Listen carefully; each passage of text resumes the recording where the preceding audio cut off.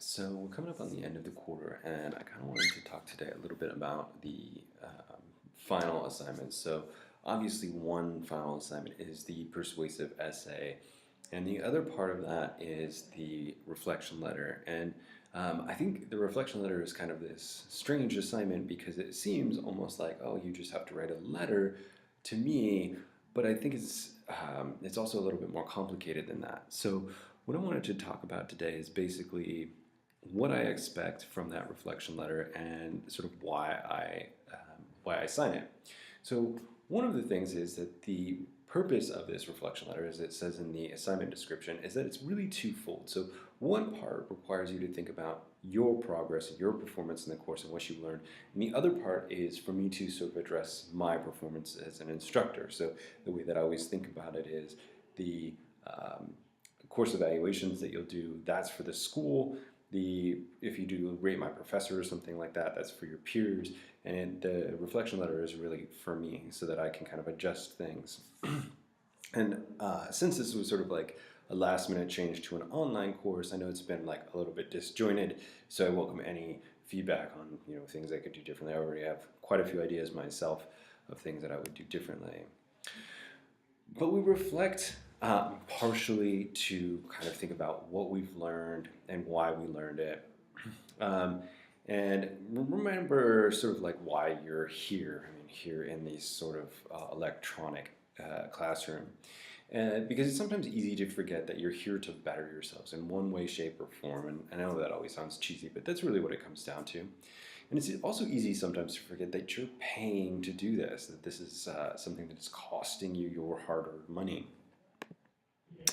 So what I expect with the reflection letter, which is a 3 to 4 page semi-formal letter addressed directly to me, is that you write well-written, mechanically accurate prose.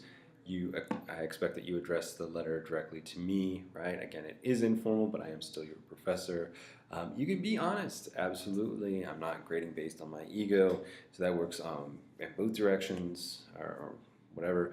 I don't expect you to simply say this was the best English course you ever took, and if it's the worst, that's also worth noting. So I want you to be honest about it and not worry that I'm going to grade you down because you didn't like something that I did, right? You may absolutely use the first person, probably you're going to, because it's a letter from you specifically to me specifically. I expect it to be more than a simple timeline, so hopefully you watched the other video that I posted on sort of the idea of reflective writing, but I know the order of the assignments and I know why I assigned them. What I want to know is how they helped you or didn't help you meet the course outcomes or the course objectives that Shoreline Community College has decided on. Right, so the goal is to think about what you learned, why you learned it, and how it can be helpful in the future. So the reflection letter is not a rant about the class, an excuse about your performance, or an attempt to convince me to change your grade. I sympathize and empathize often with challenges that students have, that you all have during the quarter, but the excuse part, you can send it to me in an email or something. The letter really is not about why you didn't get the grade that you wanted. That's not the point here.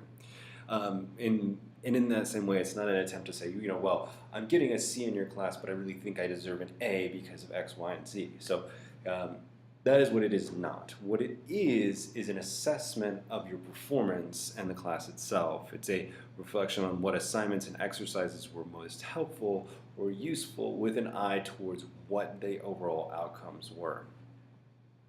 So the way I'm going to grade it is based on a very simple rubric. So you can get 2.5 points for the MLA 8 citation or format. So that's not the citation, right? Because you're probably not going to have a works cited at the end. So just spacing, header, page numbers, all that business. 2.5 points for mechanics, spelling and grammar.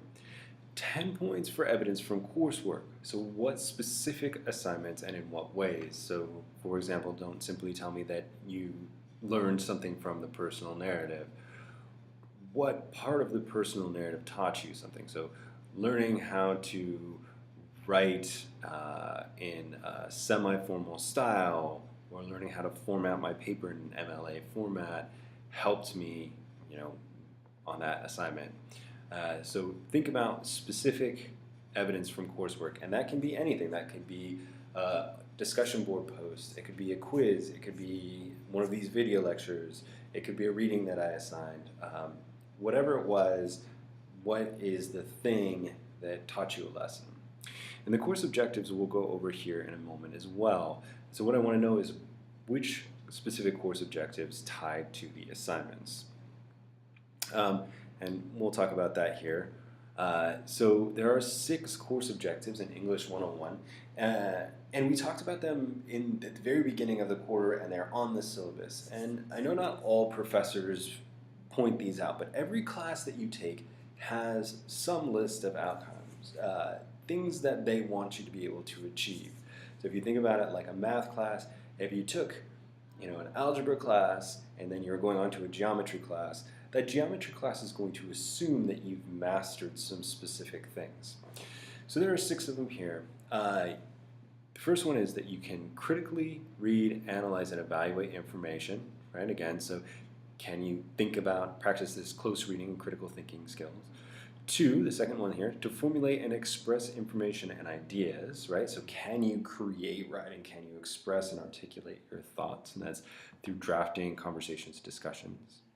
Number 3 is to assess effectiveness of a student's communication. So that's for you to assess how effective your communication is. And I think that's a little tricky sometimes, especially in an online environment where we can't do as many discussions between you and your peers. Number 4 is to engage in a writing process, so drafting, workshops, various assignments. So for example, when I assign a rhetorical analysis selection, that's part of the drafting process, right? Number 5 is identify the context of a work. So we did that again with things like looking at the articles or pieces that you did for your rhetorical analysis. And we also kind of did it with the literary analysis. When we talk about The Handmaid's Tale, in particular when we were talking about why Atwood wrote the book and how it tied into real world experiences. And then number 6 is to write to a wide range of audience. And one way to think about this too is you had a bunch of different projects that you worked on, right? You worked on 4 essays over the course of the quarter, and each one had a different objective, which meant you kind of had to shift your focus a little bit and think about how you wanted to write to an audience. This final essay, the persuasive one, is probably the one which has required you to think most directly and clearly about your audience. So how not to write, right? So what I don't want is something that simply says the research proposal or whatever helps me figure out how to identify and narrow topics. I feel I can better narrow topics down to specifics. Well, there are a couple of things wrong with this. The first is you've basically told me, well, the student had basically told me the same thing twice. Not only that, is basically told me exactly what is in the assignment description, but there is no reflective element. I don't know what the student learned from it or how, right? So if we look at a couple of examples here, the first one here, student example 1, and these are from actual student reflection letters. I think that the course outcomes were achieved because of the assignments. I think that after writing our essays, I can better identify our focus on potential topics from an appropriate research question and proposed research plan, as well as use the academic research methods to retrieve good information. So again, this one is pretty much just reiterating exactly what the objectives are, not how they were achieved or what the student did to get there, right? So a slightly better example would be something like this one. One of the course objectives I believe that I strongly met was the 3rd course objective, which was to read and critically evaluate sources in terms of bias, accuracy, authority, currency, purpose, relevance, audience, and other factors. Back in my high school days, we would often do research papers, but we were never really reminded about the credible of the source. As long as we had a source, it's all good. This course made me understand about the importance of a credible source, and it also teaches me on how to find a credible source by annotating sources. So this one's a little bit better. It's still not quite there yet, but we've got the specific objective. We've got something about research papers and credible sources but this student could still be a little bit more specific. So here's the last one, and this is actually, I've altered it slightly for giggles.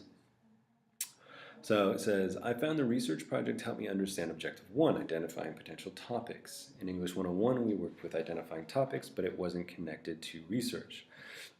My initial idea was to research the card games that penguins play in the winter. However, I soon realized that this would not present me with a topic that would provide me with an arguable thesis.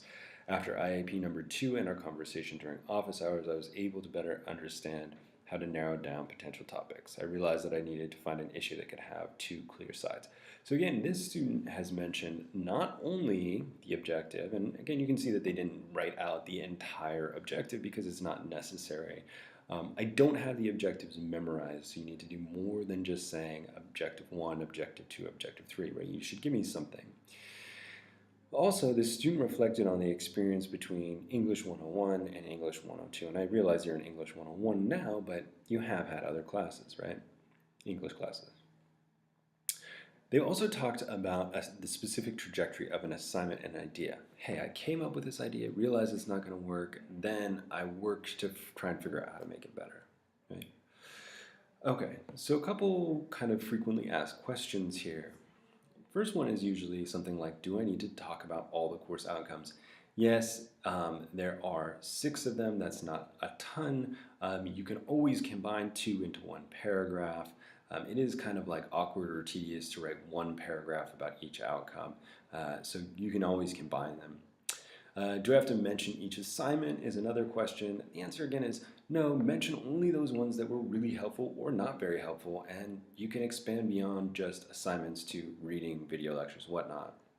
Do I need a header? Yes, I would like you to have a regular header and page numbers. That's how you're going to get the MLA, the score, right? The 2.5 points for MLA. Can I only mention the major assignments? Again, no, you can mention lectures, exercises, readings, whatever, anything connected to the course is fair game. The next one is usually something which I've already addressed, which is, do I need to write out the whole outcome? And the answer is no, but you should paraphrase it at least a little bit so I know what you're talking about. Do I need a works cited is another question I often get, and the answer there is no. I mean, not unless you're quoting something from another source, but it's unlikely, and you really don't need to quote your own essays. If you want to tell me I had this thesis, well, it's a letter, so I don't need a citation, so you're kind of off the hook there. Can I be informal is always another question. Yes, sort of. I am still your professor, so that should still factor into it. Again, consider your audience. And then, does it have to be mechanically correct? Yes, of course it has to be mechanically correct. It is an English class, and how embarrassing if your last assignment for English 101 has a bunch of grammar errors or mechanics errors, right? So the moral of the story here, right, again, is that we've gone through the entire quarter. Hopefully you've learned a lot. Successes, failures, whatever. Either successes and failures because of something I did, or because of something, you didn't do the reading, or you didn't watch the video lecture, or whatever you could have done differently. We covered a good deal of ground, and some of these lessons will apply directly to things you do in the future, and some of them will apply only indirectly. And we'll talk about this a little bit more in a moment. Okay, so that's kind of the bulk of the reflection letter, and what I would like you to do is make sure that you, at some point in time, read over the example that is located on Canvas under readings. Is reflection letter example.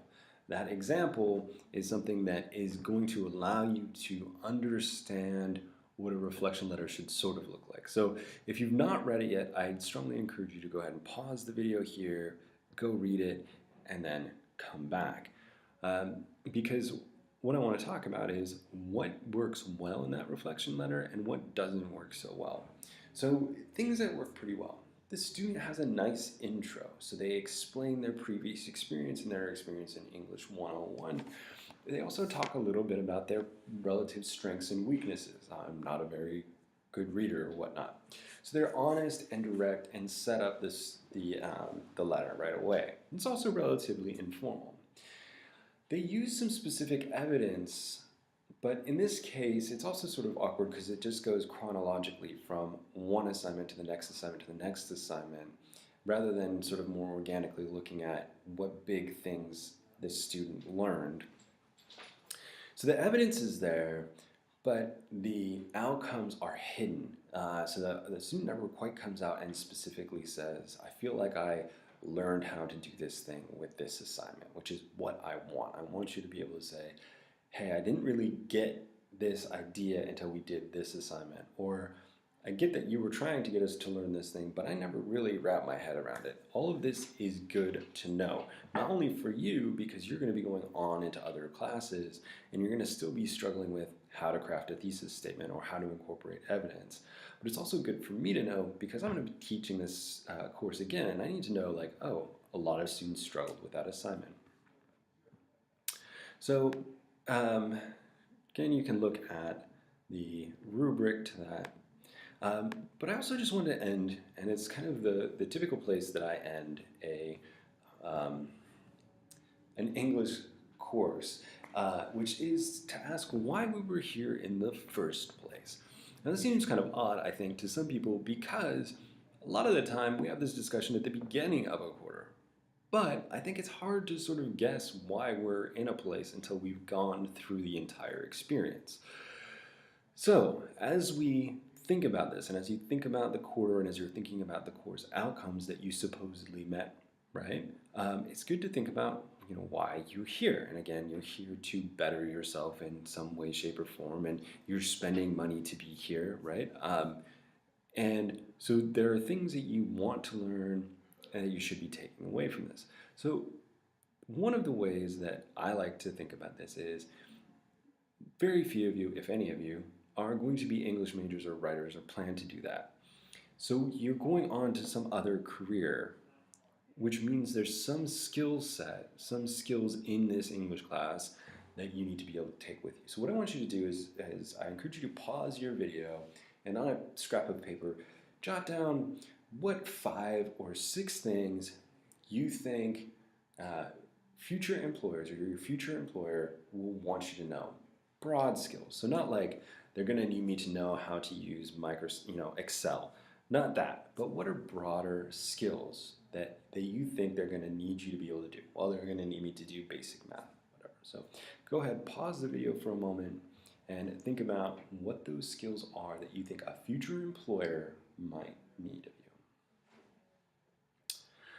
Okay, so hopefully you have your little list and you can kind of think about it as far as what skills employers probably want. So I've got a couple slides here, and it's always sort of fascinating that there are skills that seem to be often lacking. So I found this first article, and it's 5 skills that employers say new grads are lacking. So the first one is critical thinking skills. So critical thinking skills covers everything from how you read and analyze a text.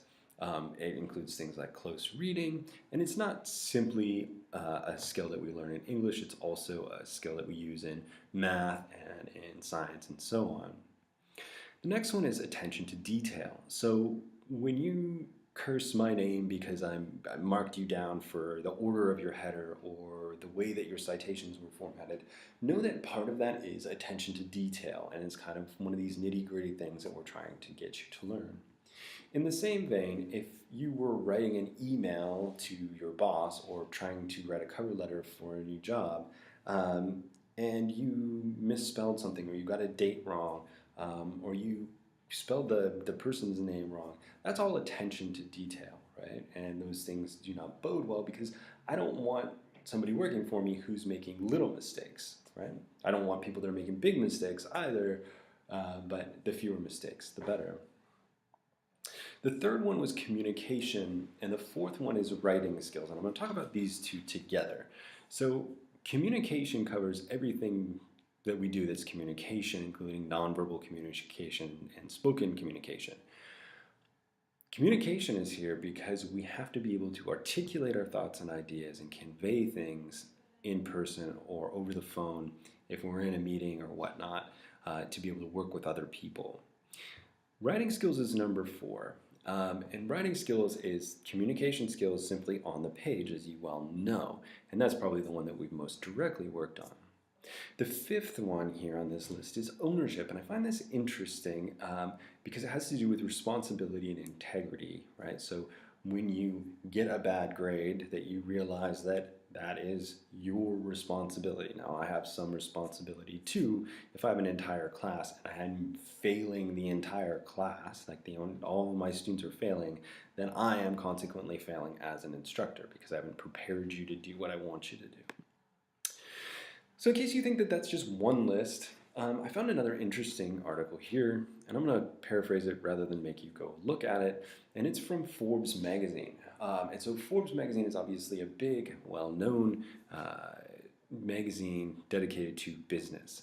And what they did is they went out and surveyed 60,000, so 60,000, that's a lot of people, 60,000 managers, and asked them what skills are missing from current graduates or new hires. And these are the first three: writing skills, public speaking skills, and data analysis. There are 6 others on the list, which I'll mention in a moment here, but I want you to think about these 3 because not only are they the top 3, but they're the 3 that are most applicable to this course. So writing skills. No matter what you're going to be doing, you're going to have to take some body of information and condense it down and pass it on. That's just kind of the nature of the world these days. People get emails, tweets, text messages, so on and so forth, and those need to be well written. It's never before have so many people written so much, and never before have people written so poorly, right? So much so poorly. And so you have to kind of think about why they want good writing skills. Well, good writing skills can save a company a lot of money. I'll give you a quick example. Last year, there was a dairy company in the Midwest that lost, I believe it was a $3 billion lawsuit because of a misplaced comma, right? It's the kind of like you had one job situation. So they are very, very important. Public speaking skills goes into this communication, articulation, being able to present to a room full of people, being able to speak with a client, or whatnot, right? Depending on whatever your chosen profession is going to be. And then data analysis, of course, is similar to critical thinking skills. What is the information? How can you interpret it? Now, those were the top 3. I said there were 6 others because there are 9.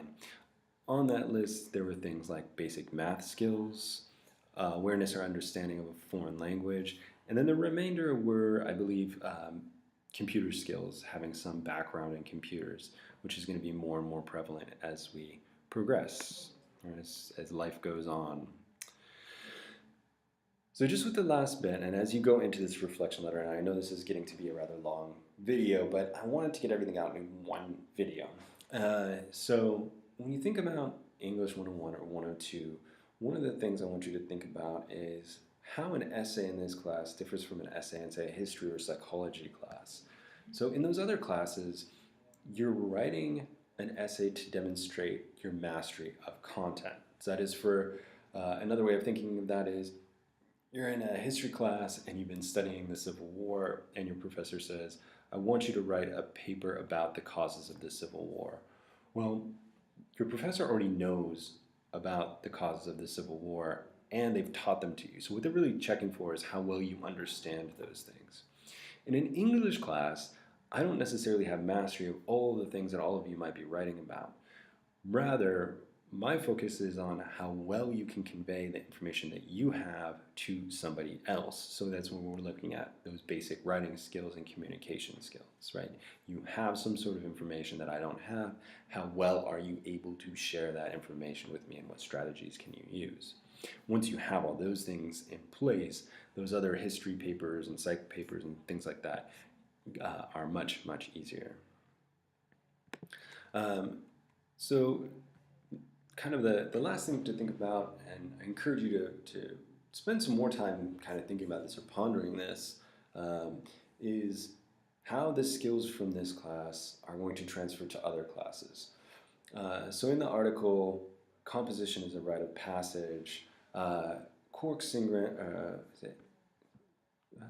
Sing Corcoran, there we go.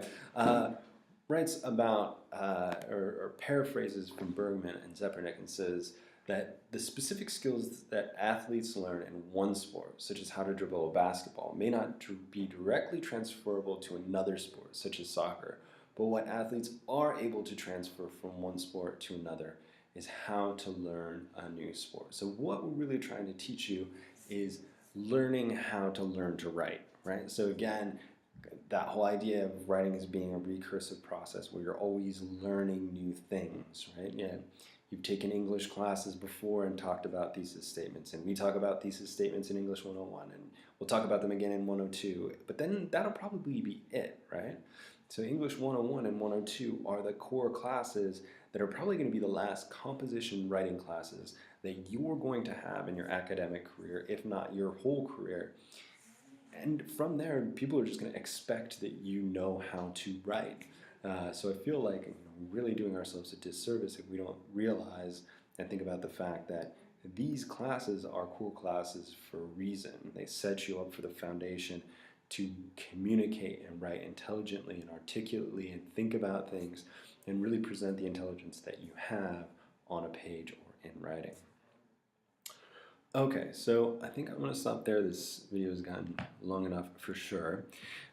So make sure that you email me if you have questions. The reflection letter is a 25-point assignment, so it's a pretty significant assignment. It is part of your final along with the persuasive essay. So I encourage you to treat it as such. And rather than having you, like you would in a math class, display to me that you know a concept by taking a quiz, you're going to display to me your writing skills in this letter, right? And as such, it should be, again, grammatically correct, so on and so forth. Definitely an assignment that you could take to the Writing and Learning Center, okay? I will have extra office hours this week and next week, so if you need to come by and see me, please do. If you want to make an appointment, feel free to do that as well, even if it's not during my office hours. All right? So email me with questions, and I'll talk to you all soon.